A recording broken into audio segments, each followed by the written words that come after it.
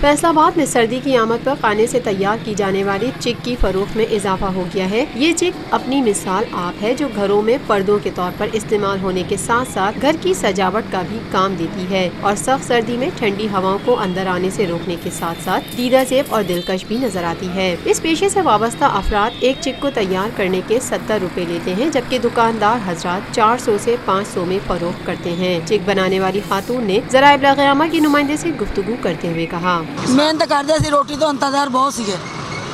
روٹی تو انتظار بہت سی، کاروبار ہے نہیں سی کوئی بھی، یہی کرنے لگ آج تو 40 سال ہو گئے، 26 سال ہو گئے میاں فوت ہوئے، 40 سال دے کام کم کرتے سی، بچے پالے، 5 بیٹیاں سی، 3 بیٹے سی، کرتے کراندے آ دن آ گئے۔ چک بنانے والے کاریگر کا کہنا تھا، میں یہ کام کر رہا ہوں تقریباً 8 سال سے، ٹھیک ہے، یہاں مجھے 1 سال ہو گیا ان کے پاس، یہ کام میں اسلام آباد کرتا تھا، ٹھیک ہے، یہ ہمارا ٹھیکے کا حساب ہوتا ہے، ہم ایک پیس کا یعنی کہ 70 روپے لیتا ہے، ایک پیس تیار کرے گا تو 70 روپے ہمارے کو ملے گا۔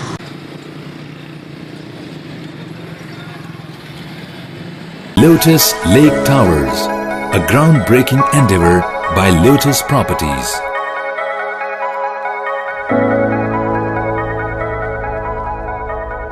پاکستان میں پہلی مرتبہ حالات حاضرہ کے مختصر مگر جامع پروگرامز، خبروں، تبصروں کے علاوہ دیگر سماجی، تجارتی، ثقافتی، تفریحی، معلوماتی، مذہبی، تعلیمی،